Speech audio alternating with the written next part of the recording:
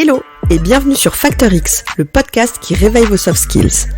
Je suis Anna Martineau et ici, je vous livre des pratiques qui marchent pour réveiller votre truc en plus, libérer votre potentiel et devenir une meilleure version de vous-même. Ça vous arrive d'avoir le sentiment de ne pas être compris quand vous communiquez avec les autres ? Parfois, vous donnez votre point de vue sur un projet en cours à votre collègue et vous avez l'impression qu'il le prend mal ? Vous déléguez une mission à votre collaboratrice et en fait, vous réalisez qu'elle n'a pas vraiment compris ce que vous lui avez demandé ? Ce genre de situation, ça arrive souvent et pourtant, vous essayez probablement de vous exprimer clairement. Sauf qu'en fait, vous êtes clair par rapport à vous-même. En gros, le truc, c'est qu'on n'est pas tous pareils. On n'a pas tous la même façon de communiquer et ce qui est clair pour vous, eh bien, force est de constater que c'est souvent pas du tout aussi clair pour les autres. Dans cet épisode, j'ai envie de vous faire découvrir une méthode qu'on appelle le modèle DISC, qui va vous aider à mieux comprendre ce qu'on appelle les styles de comportement ou encore les styles de personnalité. En matière de communication, la clé, vous le savez, c'est d'adapter votre discours à votre interlocuteur. Et la méthode DISC, eh bien, ça va être votre baguette magique pour ça. Ça va vous permettre de mieux comprendre les autres pour ensuite adapter votre communication aux 4 grands types de publics. La méthode DISC, ça existe depuis très longtemps. C'est William Marston, un psychologue américain, qui a publié un livre en 1928 qui s'appelle « Les émotions des gens normaux ». Dans ce livre, Marston démontre que les individus expriment leurs émotions par le biais de 4 types de réponses primaires. Il en ressort donc 4 grands styles de personnalité qui sont représentés par des couleurs. Et quand on parle de la méthode DISC, les lettres D, I, S, C sont en fait les initiales de chacune de ces personnalités. D pour le style dominant, représenté par la couleur rouge. I pour le style influent, représenté par la couleur jaune. S pour le style stable, qui est représenté par la couleur verte. Et C pour le style conforme, représenté par la couleur bleue.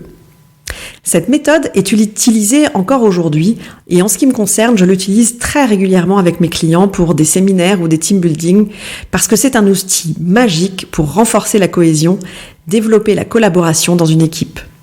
Je l'intègre aussi à des programmes de management pour adapter son style de management aux personnalités de ses collaborateurs et j'adore vraiment aussi former les commerciaux à utiliser cette méthode dans la vente parce que c'est hyper efficace pour apprendre à adapter son discours commercial et à influencer les prospects ou les clients.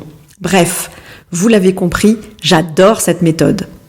Donc il est temps de vous en dire plus, passons aux 4 grands styles de personnalité. Le premier style de comportement, c'est le D comme dominant, représenté par la couleur rouge. Le style dominant, c'est la personne qui aime les défis. Il déborde d'énergie, il est toujours en mouvement, il a besoin d'action. D'un naturel plutôt factuel et orienté vers les tâches, il va avoir une vision macro et se concentre sur les objectifs et les résultats à atteindre. Il est franc et va droit au but. Ce qui le motive, ce sont les défis et les challenges. Il a besoin de réussir. Vous allez le reconnaître à sa façon de parler parce qu'il parle fort et vite. Dans une équipe, c'est la personne qui va mettre tout le monde en mouvement pour prendre des décisions. Il va trancher rapidement, même s'il n'a pas forcément tous les éléments. Une autre force du dominant, c'est qu'il saura garder l'équipe concentrée sur l'essentiel sans se disperser. Son côté obscur, c'est que par exemple, il va trop vite et donc il peut parfois prendre des risques inconsidérés. Quand ça va pas comme il veut, et étant donné qu'il est très direct et factuel, il peut paraître brutal ou colérique verbalement. Il est très exigeant avec les autres et peut devenir intimidant pour ses équipes. Le I du disque, c'est le comportement influent, qui est représenté par la couleur jaune. L'influent, c'est celui qui aime les interactions. Il est en général plutôt positif et extraverti. Il prend du plaisir à être en bonne compagnie. Et son besoin, justement, c'est de prendre du plaisir. Il estime que la vie doit être fun, amusante et rayonnante. D'un naturel très convivial, c'est quelqu'un qui sait convaincre et influencer les autres à le suivre. Dans une équipe, ça va être la personne qui apporte du peps, qui va par exemple organiser des sorties, des after-work. Elle met de l'enthousiasme et elle est pleine d'énergie positive. Dans les projets, l'influent est le plus naturellement doué à inspirer et à motiver les autres. Son côté obscur, c'est de se laisser facilement déborder. Il est facilement désorganisé. Il a une tendance à s'éparpiller. Il commence des tonnes de choses sans jamais vraiment les finir, faut être honnête. Vous reconnaissez une personne au profil influent parce que son regard est plutôt amical et chaleureux. De nature spontanée, sa posture est globalement détendue, du genre assez cool. Un influent est souvent très expressif dans sa façon de parler. Il communique souvent en faisant des gestes de manière très naturelle. Le S, c'est le profil stable, représenté par la couleur verte. Le profil stable, c'est celui qui va chercher l'harmonie, la cohérence, la collaboration. Fidèle et fiable, il peut être parfois timide, ou en tout cas paraître timide. C'est quelqu'un qui est plutôt en retrait dans sa façon d'aborder les autres. Dans une équipe, c'est cette personne qui est toujours agréable et sensible aux besoins des autres. C'est souvent une personne qui est un lien pour le groupe. Il aime faire en sorte que tout se passe bien. Il est très dans l'humain. C'est quelqu'un qui a un bon esprit d'équipe et il est même un vrai facteur de cohésion et d'harmonie au niveau d'une team. Le stable, c'est écouter et prendre le temps pour les autres. Son côté obscur, c'est qu'il n'aime pas les conflits, les confrontations, et du coup, il ne dit pas toujours ce qu'il pense. Il va avoir tendance à garder les choses pour lui.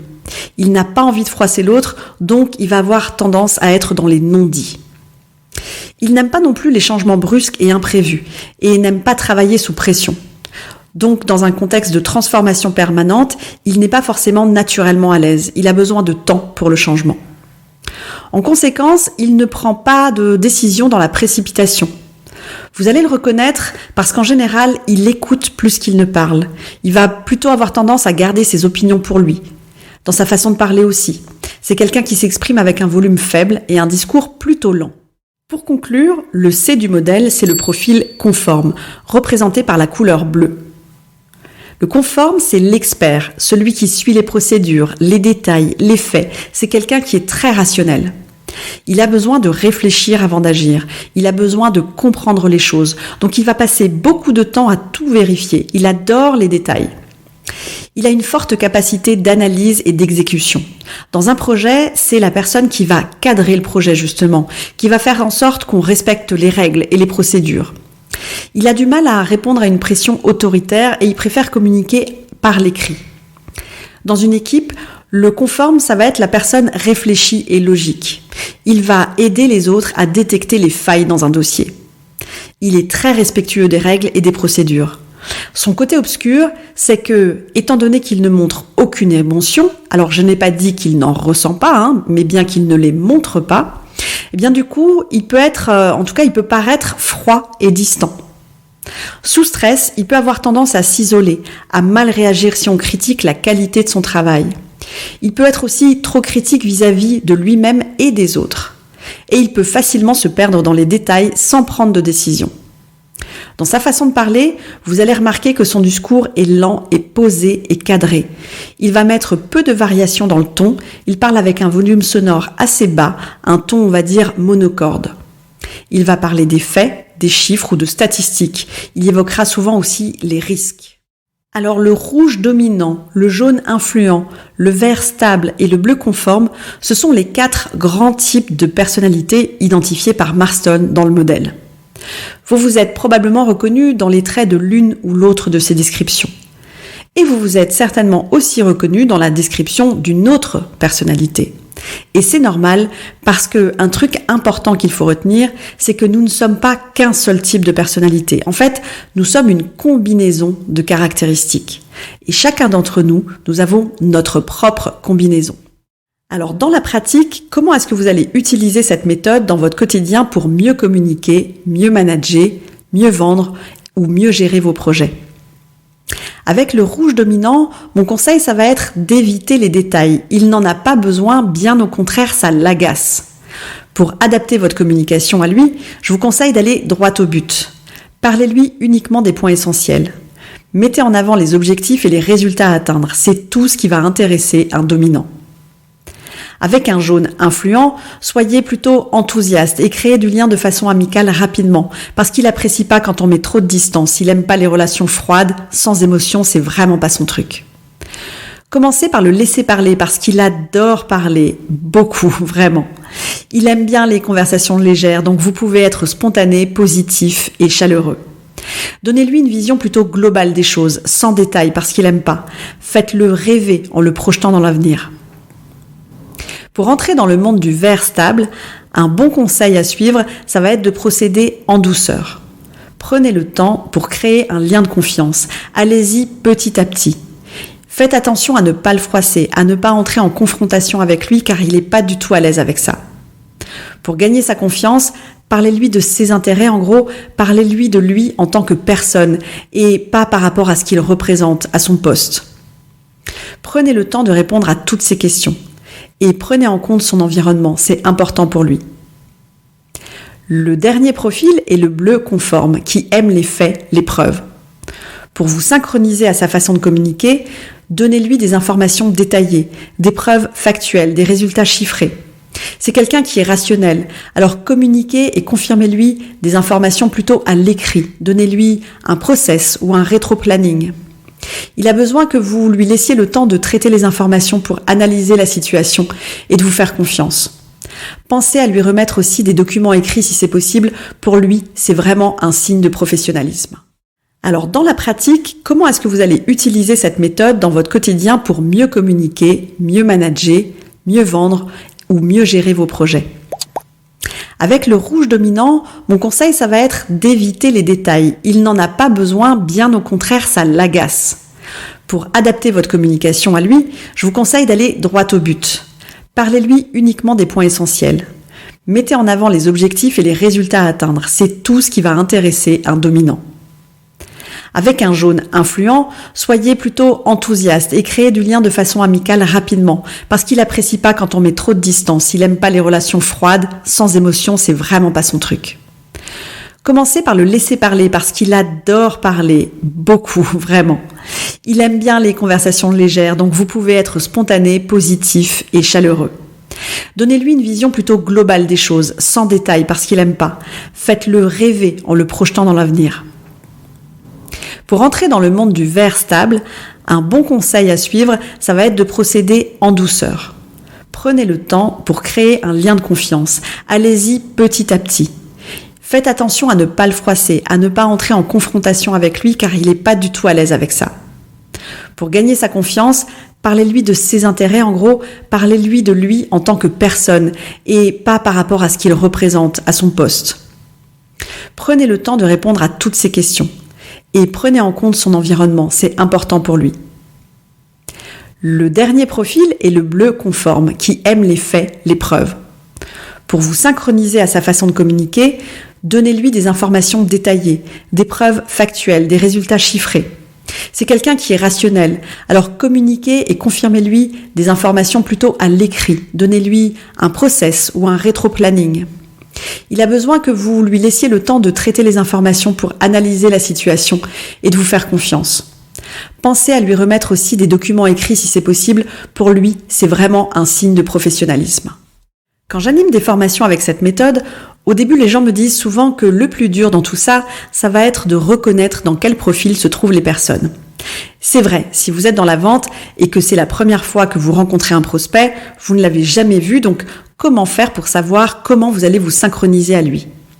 Eh bien, l'outil magique pour ça, c'est vous. Vous allez tout simplement observer la personne. Faites attention à ce qu'elle dit, comment elle le dit, les mots qu'elle a tendance à utiliser. Si quelqu'un vous parle d'objectifs et de résultats, eh bien, ce sera peut-être un profil plutôt rouge dominant. Si une personne va dans le détail, qu'elle vous donne beaucoup d'informations, de chiffres, qu'elle vous pose beaucoup de questions et qui est plutôt distant dans sa manière de communiquer, ce sera peut-être quelqu'un qui a un profil plutôt bleu conforme. Le non-verbal est super important, la posture de la personne. Finalement, ça va être en pratiquant, en testant, avec le temps, que vous serez de plus en plus à l'aise avec cette méthode.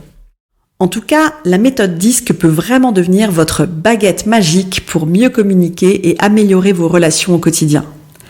Évidemment, l'idée avec cet outil n'est pas de nous mettre dans des cases, bien au contraire. Comprendre nos comportements, ça va nous permettre d'accepter les différences, d'accepter que les autres ne fonctionnent pas comme nous. En ce qui me concerne, j'ai découvert cette méthode et je suis certifiée depuis plus de 10 ans maintenant. Et depuis que je l'applique, je suis beaucoup plus ouverte par rapport aux autres. J'accepte les différences. Alors je vais pas vous mentir, ça veut pas forcément dire que certains comportements complètement opposés aux miens, ça ne m'agace pas. Évidemment, il y a encore des choses qui m'énervent. Par contre, même si je peux être agacée au début, je me rends compte que je prends un temps de recul et je comprends que la personne ne fonctionne pas comme moi. J'essaye de me mettre à sa place. J'accepte qu'elle soit différente. Et du coup, j'essaye de trouver un moyen pour mieux communiquer avec elle, pour créer du lien, alors qu'avant, clairement, je le faisais pas forcément. Si vous commencez à vous intéresser à la méthode DISC, vous allez apprendre à mieux vous comprendre dans votre mode de fonctionnement, à mieux comprendre et à accepter les autres. Si vous êtes manager, ça vous aide à adapter votre communication aux besoins de chacun de vos collaborateurs. Vous renforcez les liens entre vous et votre équipe. Si vous êtes dans la vente ou dans la relation client, ça vous donne des axes très concrets pour mieux vous synchroniser avec votre acheteur. Vous créez un lien de confiance plus facilement et ça réduit drastiquement le cycle de vente. Dans le cadre d'un projet, ça va vous aider à avancer plus rapidement, à adapter votre façon de communiquer pour convaincre les autres et les embarquer dans les étapes du projet. De manière générale, avec vos collègues, votre boss et même évidemment à la maison et avec vos amis, vos relations sont plus fluides, tout simplement parce que vous développez votre niveau d'acceptation de l'autre. Je suis sûre que vous vous êtes reconnu dans l'une ou l'autre des descriptions que je vous ai données tout à l'heure. Si ça vous dit d'en savoir plus sur vous de façon concrète, évidemment, le meilleur moyen, c'est de vous former avec un coach certifié à l'outil DISC. Pour ça, contactez-moi directement pour qu'on en parle. Avant ça, vous pouvez aussi dans un premier temps avoir juste envie de connaître dans les détails votre propre combinaison de profils DISC. Pour ça, je vous mets dans les notes de l'épisode un lien vers ma bibliothèque de tests de personnalité. Vous pouvez choisir la version qui vous convient en fonction de votre poste, si vous êtes manager ou pas, si vous êtes dans la vente ou pas. Et vous répondez ensuite au questionnaire DISC sur une plateforme en ligne et vous allez ensuite recevoir un rapport complet individualisé avec une analyse poussée de votre profil en zone de confort et en contexte adapté. L'épisode touche à sa fin, on passe donc à mon challenge de la semaine. Cette semaine, je vous propose d'observer attentivement les personnes avec qui vous êtes en interaction au quotidien. Faites l'exercice avec vos collègues, avec vos collaborateurs ou vos clients. Observez 3 choses. Ce que la personne dit, c'est-à-dire les mots qu'elle a tendance à utiliser, comment elle le dit, le ton, le rythme, le volume de sa voix, et observez aussi sa posture. Est-ce qu'elle est plutôt assurée, dynamique ou plutôt en retrait ? Vous verrez, ça va vous donner des pistes pour identifier le profil a priori, évidemment, de la personne et ça va vous aider à vous synchroniser à ses besoins en termes de communication. Quant à moi, je vous donne rendez-vous dans le prochain épisode pour d'autres pratiques actionnables dans votre quotidien. Ciao, ciao! Si cet épisode vous a plu, le meilleur moyen de me le dire et de me soutenir, c'est déjà de vous abonner au podcast et ensuite de me laisser un avis 5 étoiles. Ça va vraiment m'aider. Alors d'avance, merci pour ça.